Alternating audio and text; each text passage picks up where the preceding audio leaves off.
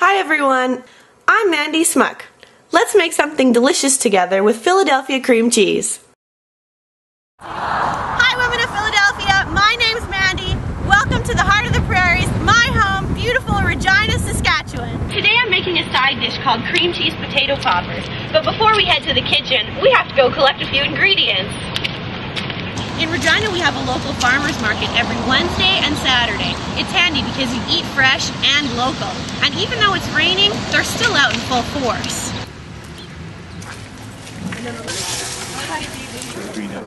We're going to take some of these. I'm a farmer's daughter who's moved to the big city. So whenever I can, I still like to support the local producers. Now this stuff looks and smells great. But before we head home to cook, I still need to collect a few more things.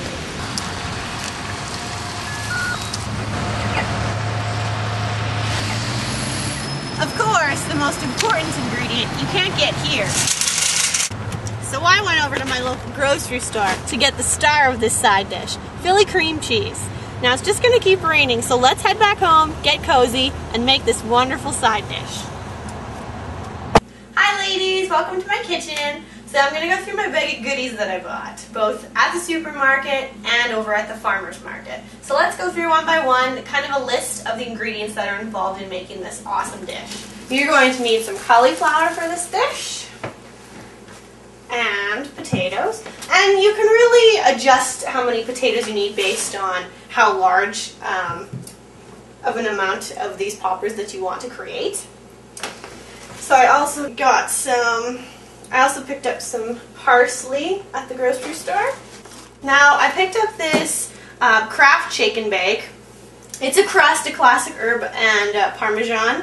And from the farmer's market today, I picked up some organic oregano. As well, I picked up some fresh onions and onion tops, which we're going to use as well. And the star of the show, today we are going to be working with Philadelphia herb and garlic cream cheese. And if you're on a wedding diet like me, you're going to pick the low-fat, 95% fat-free. It's great that Kraft has all these different options for you to choose from. So let's get going. These are our main ingredients today. Let's get cooking. Okay, so one of the first things we're going to do is chop up the cauliflower, peel the potatoes, and get them boiling. So I need my cutting board for that, and let's get chopping. My cutting board here, I have my peeler here. We're just going to peel these potatoes. So for this recipe, the cream cheese potato poppers, you can really use whatever kind of potatoes you want or what you have. If they're coming fresh out of the ground, go ahead and use them. Today we're using just a regular white baking potato that you'd put in your microwave or on your barbecue because we're boiling them. So right now I'm just chopping up these potatoes into smaller pieces, and this is just to ensure that they boil faster in the water.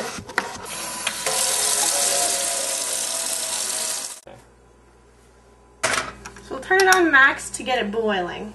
And I always add maybe about a teaspoon of oil just to prevent the potatoes from boiling over. So we're just going to put these potatoes in the pot. One more to chop up. So you're going to be mashing these potatoes up, so it doesn't really matter how nice they look when you put them into the pot, obviously. We're not going to be using the whole cauliflower, so you can take off a bunch of pieces. So you want to take off as much of this stem as possible and just leave the top parts. Just it boils a lot nicer, and you're going to be mashing it up, and you don't want a stem in there to be mashed up with the potatoes. I'd have to say cauliflower is probably one of my favorite vegetables to have with veggies and dip. I always thought broccoli was, you know, the little trees with snow on top if you put some kind of dipping on top of them. But ultimately, I truly liked cauliflower better for taste rather than broccoli. Okay, so now we have all of the cauliflower chopped up. So we're going to take this cauliflower and we're going to add it to the potatoes in the water that is just starting to boil here. Be careful not to burn yourself as you're adding the cauliflower to the water that's probably just about boiling now. So now that these are boiling, we're going to leave them for probably about 10 to 15 minutes just to let them cook through and be ready to mash. In the meantime, while these are cooking, we're going to go prepare what's going to mix in with them. So for these poppers, we're going to use onions. The onion tops, we're going to chop them up. Fresh parsley that we got at the store, and dried organic oregano from the farmer's market. So these onion tops are really fresh, and usually you can get these from any garden. They come back really nicely after winter if you leave them. So today for this recipe, I'm probably going to pick out 3 to 4, depends what kind of an onion flavor you really want in here. But I'm probably going to use 3, and then we're going to wash them up and chop off the top parts, get rid of some of these little end pieces up here. Any of the little brown spots, we're going to chop them up and then they're ready to add in. Just make sure that you keep an eye on your potatoes. Just make sure they're not sticking to the bottom for some reason. Just give them a little bit of a stir once in a while. So you just want to make sure that they're tiny little cuts here. Whew. These onions are fairly strong, they're making me tear up. Great, so we got the onions all chopped up and ready to go. So now we're just going to grab the parsley. And we're going to take just a few stalks out of here. And you don't want to get parsley that is discolored or limp at all because it might be old. So this stuff is really fresh because it has really firm stalks on it. For the parsley, you just want to cut up a little bit. You don't want it to be too overpowering in the mixture, but you do want to add that flavor to it. It adds really nicely to the cream cheese mixture. So the potatoes and the cauliflower are definitely done. They're really soft, and you can give them a little spoon around here just to check to make sure there's none stuck to the bottom, make sure they're all cooked, and then you can go ahead and turn them off and get ready to get them strained. So now we're going to grab our trusty strainers and we're going to strain the potatoes and cauliflower, and then you can put them back in the pot or into another bowl if you like. We're going to give our potatoes and cauliflower a nice little mash here. Alright, so now we have all the potatoes mashed up and ready to go. We're going to start adding stuff. First we're going to add our onion tops. We're going to add our parsley. We're going to grab our oregano that we picked up this morning. And we're going to add half a teaspoon of it to the mixture. So now we're just going to mix all these herbs and the onions. Mix them all up together. So you're going to use 3/4 of a tub of this herb and garlic cream cheese from Kraft Philly. This really smells great. You can really smell the garlic from the cream cheese mixing in with all the other herbs and the onions.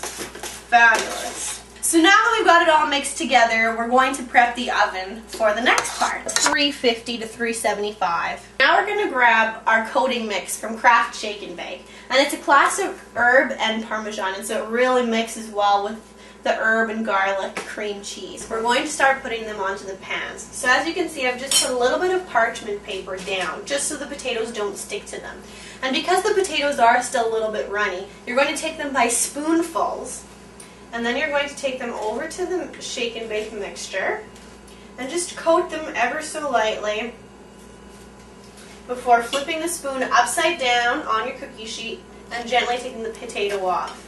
You're then going to take a small amount of the shake and bake mixture and gently pour over top of the potato that you just put down.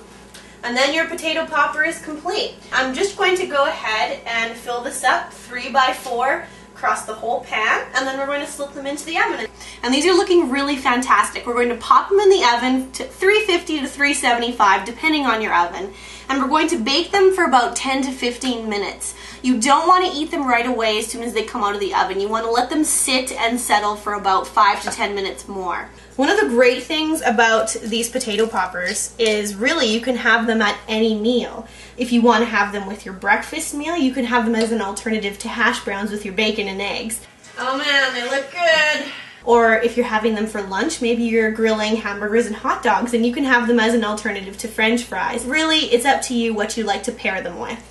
So we're going to want to let them sit for about 5 to 10 minutes, just to let them settle and cool a little bit so they're really creamy inside. They're really good. And you don't really have to eat them with a fork either. If you want to, you can just pick them up and eat them.